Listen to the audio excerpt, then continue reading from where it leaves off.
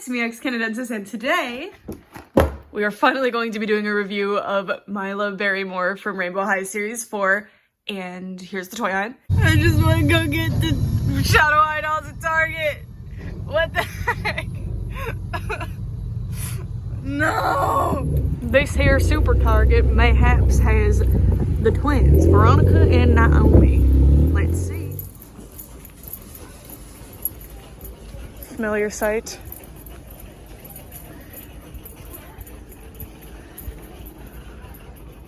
Getting real sick and tired of it. Real sick and tired. Sick and tired.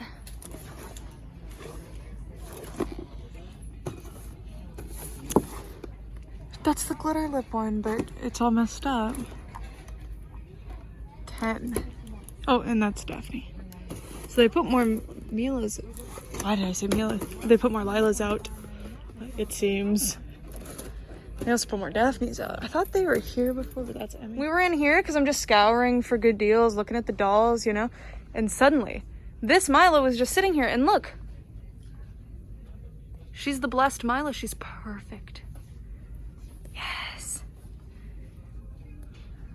Have you seen the movie yet? You've now been taken down by Disney. I got stopped dead in my tracks, guys. I was standing right here. And I just, look at that. I checked the inventory and she wasn't there. Here, can you hold this? I'm holding a bunch of Wiffies, as you can see. There's packaging codes. So this is all the ones I'm missing, except I think whipped cream I have to see.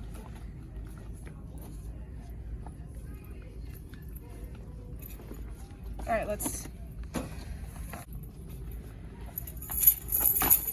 there's my wallet. Okay, let's go. So you've probably noticed in the background, I do already have MILA, but I bought her because she was the only one and she did not look good. And I've been looking for another ever since so that I could return the one that I have and find one that I'll truly love and appreciate in my collection. And this one, as you saw from the doll hunt, was like predestined for me, clearly. Like I found her. And it was amazing. As you can see, her hair is stuck in her eyelash, but I'm opening her, so I do not care. Her face is just perfect. Like, she's really, really beautiful to me. This is her batch code in UPC, if you're interested. And the batch codes don't always tell you you're going to get a doll that looks exactly like this, but often it is a good indicator. So this is what her box looks like. MILA BERRYMORE. Her color is Burgundy, which I was really, really excited about, and I love her second outfit pieces. I don't know if I'm gonna like them together, but I think they're both really interesting on their own. And then she is a photography focus, which I don't know, I feel like we haven't gotten a lot of those. And then the back of the box, which this is the international version, so it has a big blurb there. And yeah, let's get her out of the box.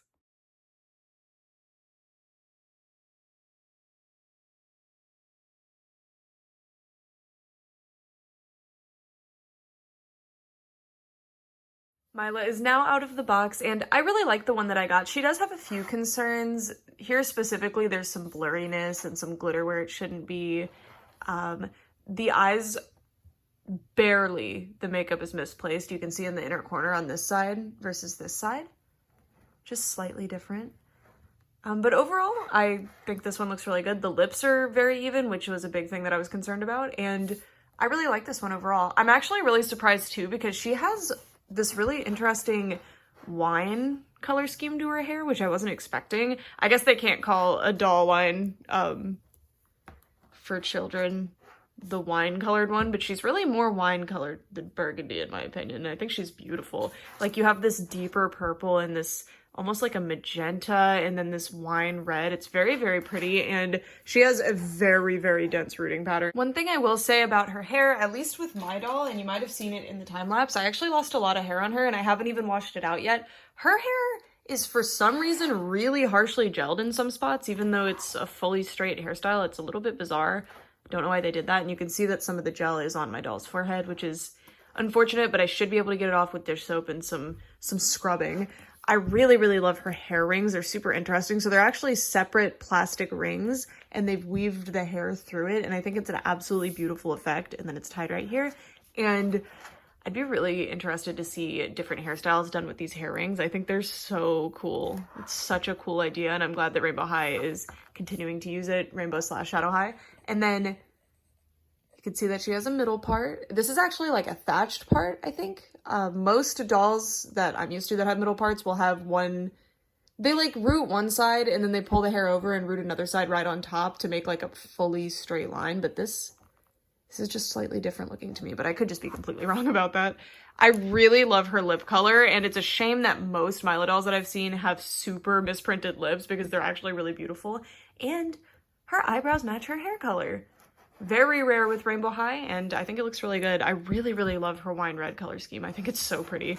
And then over here we can see her earrings. So I believe those are snakes.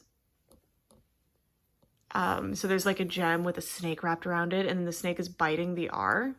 And then on the other side, same thing, but with an H. Pretty cool.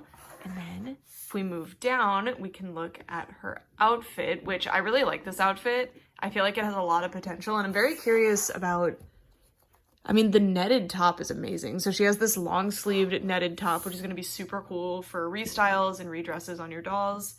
It's a really, really cool piece. And she has this sleeveless coat here. It doesn't actually open up, so this is the one look that it can have. It has an R-shaped zipper pull that is just kind of sewn on. It's not a real zipper. And then, is the belt a real belt? Challenge. It is not.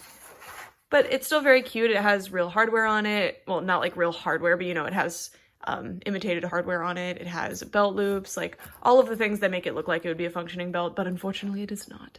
And then she has this skirt. So the skirt is high-waisted and has a really big waistband, and then at the bottom it has like a gathered just skirt piece at the bottom, but it's relatively short. I don't really know how to describe it. It's an interesting skirt shape, and I feel like Rainbow High hasn't tackled this silhouette too often, so it's interesting to see. And you can see the H to go with the R down here. So if you want to use the skirt with anything else, there's just going to be inexplicably an H. Or if you want to use this, there will just be an R. I like the material. I think it looks really good, but it worries me because this is the same material, I believe anyway. It could be that it's changed over time, but that Bratz dolls would use that peels over time, especially if you stretch it. And it feels very similar, and it's because it will separate from this lining. So that does worry me. Rainbow High keeps using it, and it looks very good, but it makes me worry for the longevity of the dolls. She has painted nails with that same wine color as the rest of her outfit. And then this is what the outfit looks like on the back. And of course, as always, but still worth noting, the details do continue on to the back, which is super cool and something that I don't normally expect with dolls. With Rainbow High, I've come to expect it, but if it's missing, I'm not going to be too heartbroken. But it's really, really nice that they do that. Just makes the dolls even more versatile. If we move down, we can see her leggings. I believe Bella came with pink leggings like this, or was it Winter Break Violet? I don't remember. But one of the dolls came with, these are stockings, not leggings, right? That's what you would call them. These stockings with the R's, but they were pink or purple or something, and these are black, and they look super good. I really like them. And then if we move all the way down, we can look at her shoes, which are super nice general shoes that you can use for a lot of different outfits. And I feel like the color's neutral enough too, and you can see how much hair is shedding. I'm worried about that once I wash her hair, but once I do the restyling video, I will let you guys know. Boots are awesome. All the painted details and the studs individually painted on the soles of the shoes. And you can see like the laces painted. They're pretty standard boots. There's nothing super interesting going on, but sometimes it's nice to have just more general fashion pieces, and I think they look really, really good.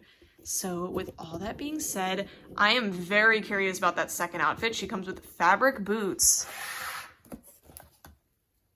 with embroidery. I'm really interested in these. And then she also comes with this really interesting like period piece. I'm not really sure what to make of this, but I'm excited to see it. So she has a really cool detail that I wanted to show you guys. Look, so the netted top actually has a little like bralette sewn in. So it's not a separate piece, it's fully attached, but that means that you can just have her wear this. I think that's awesome. The bottoms are a bit loose and have like weird hems that are turning over, but this is a really, really solid piece. I love it. And then the leggings are of course separate.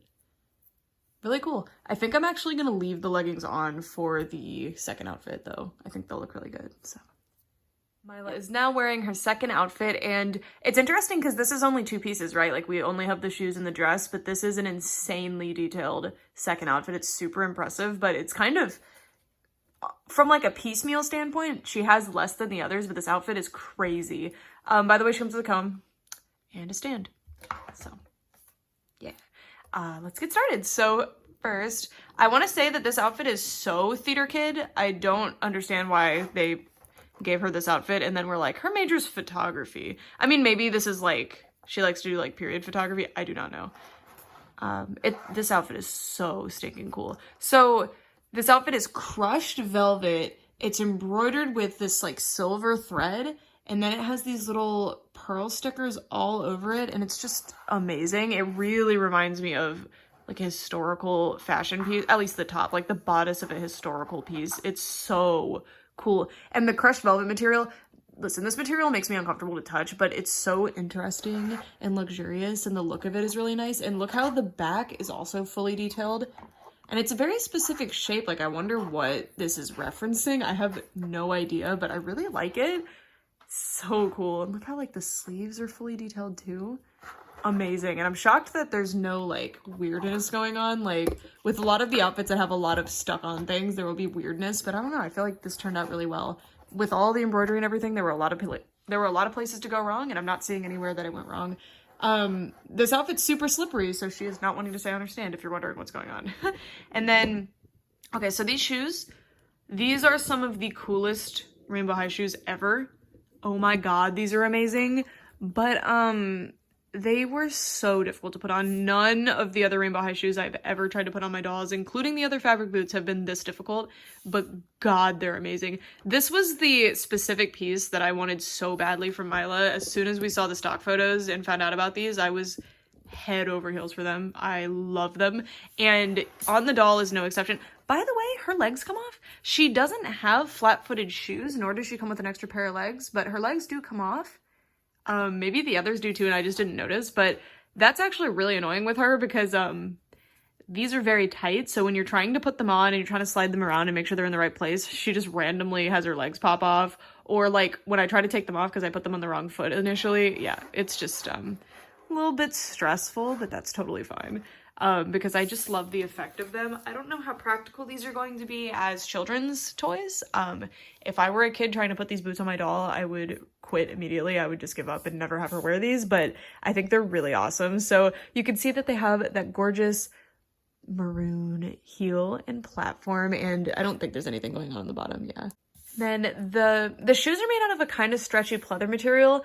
I'm extremely worried about this particular situation becoming peely or just over time cracking because they are super tight on the doll, which looks amazing and I really love it, but hopefully this material is long lasting. It looks like there's a stud missing here, but it's interesting because like, oh, there totally is one missing.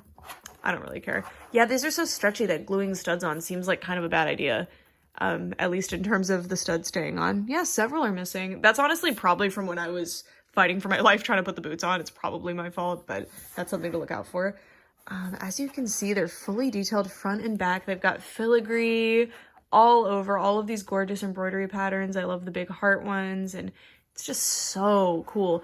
And the shoes, the way they're constructed is there's a little shoe inside, and they've glued this on top and then glued this to like sandwich them together. So you have to really like wiggle her around to get her toe in the toe cap here. If you don't get her toe in the toe cap, then she's not wearing the shoe right and it's really funky. So you want to make sure you get her toe in. But oh my god, I love these shoes. And like this whole outfit together, like I really love it. But again, it really looks like she's about to be in like a very fashionable and not meant to be historically accurate play, which I think is gorgeous. Like I really like her, but it's, why is she not a drama major? That's totally a major at Rainbow High, right? Because that's like Holly and Laurel's, I'm pretty sure. Or maybe it's just a club. I don't know. She could totally be in the club and also be a photography major. Like, I keep calling them majors. They're called focuses at Rainbow High, right? Anyway, that's it for this video. I really wanted to point out with MILA specifically. Also, I'm pleasantly surprised by her. I am having the issue with her eyes that is the same as my original Series 1 dolls, so hopefully this is addressed, where no matter what I do, and I tried to reposition the eyes, they just look misplaced, even though they aren't. So it's a little odd. But that's the same thing that happened with my original Series 1 dolls, so hopefully the next batch of MILAs will not have that problem.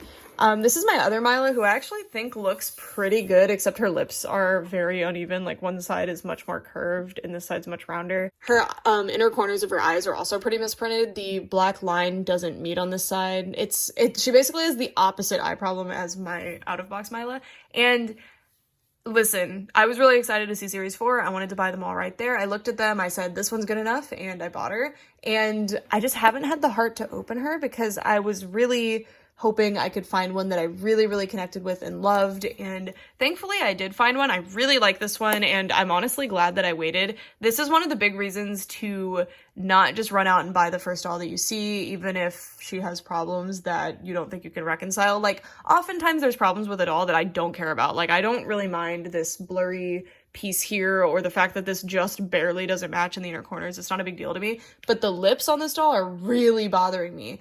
But making sure to really sit back and think about it is going to make you much happier in the long run, and it's going to make you have a much more your doll collection is meant to serve you. There's no other purpose in doll collecting really than to have something that makes you happy. So if you just buy the newest doll because you're excited that there's a new one and you end up not really liking the doll, which is totally fine, that happens to all of us, that's not as exciting, right? Because then you have, like, you're regretting the purchase, you need to figure out what you're going to do with the doll, or you're feeling obligated to keep her. So I highly recommend waiting. With MILA specifically, don't order on Amazon. Just do not do it. Do not order her online. Wait until you can find her in stores, if at all possible. I know for a lot of cases that's really difficult, or they just don't come out in your area, and I understand that. But if at all possible, I highly recommend trying to find her in person, because there's a lot of huge flaws with MILA. There's one at my Target, I don't know if I showed her in the clip, but she has her lipstick, like, all the way on her nose and all over her face, like, and often MGA is like, sorry, you bought the doll. You should have looked first, even when you order them online. So getting a replacement isn't always an option, and you can't guarantee the replacement looks to your standards either. I think MILA is a really beautiful doll. I think she is I don't necessarily think she's underrated, because the rest of Series 4, which you can see back there, is so spectacular. And that's not to say she isn't, but this is another situation like with Gabriella from Series 3, where Gabriella is a beautiful doll, and compared to Series 1 and even a lot of Series 2, she's superior. But specifically because she's being compared to the Series 3 dolls, she just does not shine, and I think that's what's going on with MILA. She's very interesting, but her fashion doesn't stand out in a super meaningful way, at least in my opinion. Obviously, there's going to be people who really, really love her fashion specifically. I think her second outfit should be her main outfit. I really, really like it. By the way, the reason I didn't put the leggings on, I know I said I was going to do it. I keep calling them leggings, the tights. The reason I didn't end up putting the tights on like I said I would is because it is physically impossible to get the boots on over the tights. Just trust me. And also, that would be so busy here, I think. I like the thighs with this outfit. Like, I think it looks good. I also love that this little hair that was stuck like this in the box, that was stuck in her eyelashes, are kind of like, it's staying forward. I think that looks really cute. I don't know. This doll's awesome. I really want to give her a really fancy updo to go with this outfit, but I'm really bad at doing that, so I probably won't be able to. But anyway, thank you guys so much for watching. I'd love to know what you guys think of MILA, and if you have her, are you having trouble connecting with her, or was she like an instant yes to you? And what's your favorite Series 4 doll? Even if you don't have them, I've concluded all of my Series 4 reviews, so you can watch them all. I don't know. I will be doing a video of all 6 of them getting restyled, and I'll talk about my opinions on all of them. My favorite is, I believe, between maybe Coco and Delilah right now. Mina was my favorite from the leaks, but I'm still like, I'm not sure yet. I'm gonna have to experience them more and get a feel for like restyling them and stuff like that, but I'm having a really hard time picking a favorite, and Coco vastly exceeded my expectations. MILA has 2, but unfortunately I still think she falls behind, but that doesn't mean she's not a phenomenal doll. And who knows, maybe another one will show up one day that I think is the most beautiful doll I've ever seen in my life, and yeah, I'll be trading this one in for that. This happens to me a lot with Rainbow High, especially because these dolls are variable, you know, like they are done in factories, but there are differences that can happen, and then sometimes they switch how they make them halfway through production or in the next batch of production. So sometimes you can get just a sweepingly wildly different looking doll that you fall in love with, even though you hate all of the other ones. With Winter Break Violet, that's happened to me twice now, where I did not like my first one at all. There's just something about her, and nobody else's looked very good to me either. There were a few, but not really. And then I found one just at the store, and I wasn't looking for another Winter Break Violet. She wasn't on sale, but I couldn't leave her behind. I thought she was so beautiful, and sometimes that happens. So even if you really hate every single doll of a character that you've seen, maybe someday you'll find one that makes you realize, like, why other people like her so much, you know? Anyway, that's it. Thank you guys so much for watching. Bye!